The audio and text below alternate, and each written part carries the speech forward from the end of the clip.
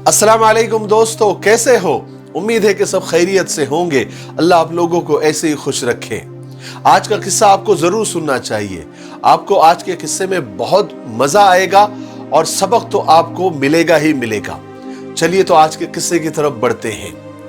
तालकान शहर का रहने वाला एक शख्स था। उसको एक बुजुर्ग, एक अल्लाह वाले से बेहद मोहब्बत, बेहद अकीदत थी और उस बुजुर्ग का नाम हजरत अबुल हसन खरकानी रहमतुल्लाह अलैह था। और उस शख्स को हजरत से मिलने का बहुत शौक था, उनके दीदार का, उनकी जियारत का, उनसे बातें करने का, उनसे बहुत कुछ सीखने का। लेकिन तालकान और खरकान के बीच का जो रास्ता था वो बड़ा जंगल का रास्ता था। जानवरों का डर, डाकुओं का डर, लुटेरों का डर इसे हमेशा उस सफर से रोक देता था, क्योंकि वो सफर बड़ा डरावना और भयानक होता था। लेकिन एक दिन ऐसा हो गया कि शौक दीदार और शौक जियारत में उससे सब्र नहीं हो पाया। उसने आखिर सामान सफर बांध ही लिया और सफर पर निकल गया खरकान की तरफ। कई दिन, कई महीने उसने पहाड़ी जंगली रास्तों से होता हुआ, डाकुओं से, लुटेरों से और चोरों से बचता हुआ एक लंबा और मुश्किल भरा सफर तय किया। और वो सफर तय करता हुआ आखिरकार वो खरकान पहुंच ही गया। खरकान पहुंचकर उसको दिल को इत्मीनान हुआ कि आखिर को वो हजरत के गांव पहुंच ही गया। लोगों से मालूमात ली तो हजरत तो बहुत मशहूर थे, किसी ने भी उनको एक हजरत के घर का रास्ता बता दिया। ये शख्स हजरत के घर पर पहुंच गया और बड़ी अकीदत और मोहब्बत के साथ दरवाजा खटखटाया तो अंदर से हजरत की बीवी की गरजदार आवाज और कड़क आवाज आई, कौन है? ये थोड़ा सहम गया। उसने तो सोच के आया था कि हजरत का घर है, यहां मैं दरवाजा खटखटाऊंगा तो बड़ी प्यारी सी आवाज आएगी और मेहमान नवाजी होगी और अंदर बुलाया जाएगा, इज्जत से बिठाया जाएगा। लेकिन थोड़ा सहम गया। लेकिन इतना लंबा सफर करके आया तो कहा कि मैं तालकान से आया हूं और मैं हजरत का अकीदतमंद हूं, उनसे बेहद मोहब्बत करता हूं, उनका दीदार करना चाहता हूं, उनकी जियारत करना चाहता हूं, उनसे बात करना चाहता हूं, उनसे सीखना चाहता हूं। तो अंदर से उनकी बीवी ने उसी गरजदार आवाज में और बड़े तुर्श और कड़वे लहजे में उस शख्स को मुखातब होते हुए कहा, अबे ओ पागल इंसान, तुझे क्या जरूरत थी इतना लंबा सफर करने की? इतना लंबा और कठिन सफर तय करके यहां पर आया है इस आदमी से मिलने के लिए। ये काहे का बुजुर्ग और काहे का हजरत? तूने शायद धूप में बाल सफेद किए हैं, तुम्हारी तो अकल पे रोने को दिल करता है। तुझे कोई काम धंधा है कि नहीं? और ये आदमी कब से शेख बन गया?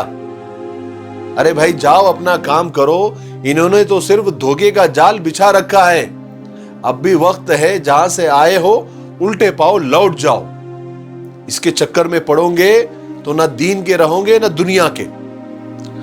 जब अकीदतमंद ने हजरत की बीवी की बातें सुनी तो उसके आंखों के सामने अंधेरा आ गया, पैरों तले जमीन खिसक गई। कहने लगा, हजरत को देखो और हजरत की बीवी को देखो, उनकी बातों को सुनो। हजरत की बीवी है और इतनी बदजबान और इतनी कड़वी और इतनी बदअखलाक। चलो मेरे बारे में इतनी सारी बातें बोल दी, कोई बात नहीं, मैं तो बर्दाश्त कर लूंगा। लेकिन हजरत के बारे में इतनी बुरी बुरी बातें, जो हजरत के इल्म से सारी दुनिया जगमगा रही है, और हजरत की बीवी, ये तो चिराग तले अंधेरा हो गया। वो शख्स हैरान परेशान हजरत की बीवी की बातें सुनकर वो घर से जो है वापस लौटा। लेकिन उसने ठान लिया था कि मैंने इतना लंबा सफर करके आया हूं और इतना वक्त लगाया हूं, महीनों का सफर किया हूं, तो हजरत से मिले बगैर तो नहीं जाऊंगा और ये बीवी की बद अखलाकी की वजह तो जरूर पूछ के जाऊंगा। तो वो खरकान शहर में आया और लोगों से पता पूछा हजरत का कि इस वक्त हजरत कहाँ मिलेंगे। तो लोगों ने उनको कहा कि आप जंगल में जाओ, हजरत इस वक्त जो है जंगल में रहते हैं, लकड़ियां तोड़ते हैं, लकड़ियां लाने के लिए गए होंगे, आप वहां चले जाओ। बहरहाल वो अकीदतमंद, उसको तो मिलना ही था, वो जंगल की तरफ बढ़ा। तो जाते हुए रास्ते में शैतान ने भी उसको बहकाया, कहा कि कहाँ जा रहे हो, कौन सा शेख, कैसा शेख, किसके चक्कर में पड़े हो? اگر یہ اتنے بڑے ہوتے تو ان کی بیوی اچھی ہوتی، یہ اپنی بیوی کی تربیت کر دیتے۔ ایسے ایسے وسوسے شیطان اس کے دل میں ڈال رہا تھا تاکہ وہ اپنے شیخ کے بارے میں بدظن ہو جائے، بدگمان ہو جائے۔ لیکن یہ تھا بڑا عقیدت مند، یہ لاحول پڑھتا ہوا آگے بڑھتا گیا اور اس کے دماغ میں بہت ساری سوچیں آ رہی تھی۔ انہی سوچوں کا تانا بانا بنتا ہوا وہ چلا جا رہا تھا کہ کیا دیکھتا ہے کہ ایک شخص شیر کی پیٹھ پر بیٹھا ہوا ہے اور پیچھے لکڑیوں کا گٹھا لدا ہوا ہے اور ہاتھ میں کالے سانپ کا چابک ہے، کوڑا ہے۔ یہ شخص پہچان گیا کہ ہو نہ ہو یہ وہی بزرگ ہے، میرے ہی شیخ ہیں، ابو الحسن خرقانی ہی ہے۔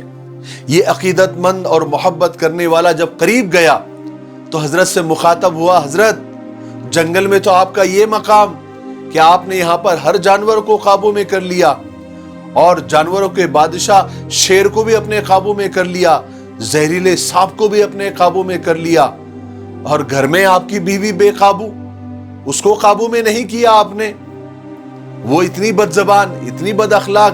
حضرت یہ ماجرا سمجھ میں نہیں آیا۔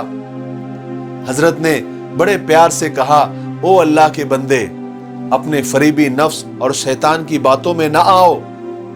ہمارا اور ہماری بیوی کا ایک ساتھ ہونا نفس کی خواہش نہیں ہے بلکہ اللہ کا حکم پورا کرنے کے لیے ہے۔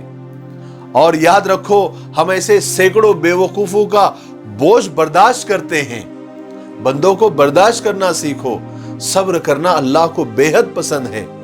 اور اللہ نے مجھے یہ جو مقام دیا ہے نا کہ میں شیر کی پیٹھ پر بیٹھا ہوا ہوں اور یہ سانپ زہریلا میرے ہاتھ میں ہے جو مجھے کاٹ نہیں سکتا، اور یہ شیر مجھ پر حملہ نہیں کر سکتا، اور یہ میری چاکری کر رہا ہے، میری نوکری کر رہا ہے، میری غلامی کر رہا ہے۔ آپ کو بتاؤں، یہ میری اپنی بیوی کی بد زبانی برداشت کرنے کے بدلے میں اللہ نے مجھے یہ مقام دیا ہے۔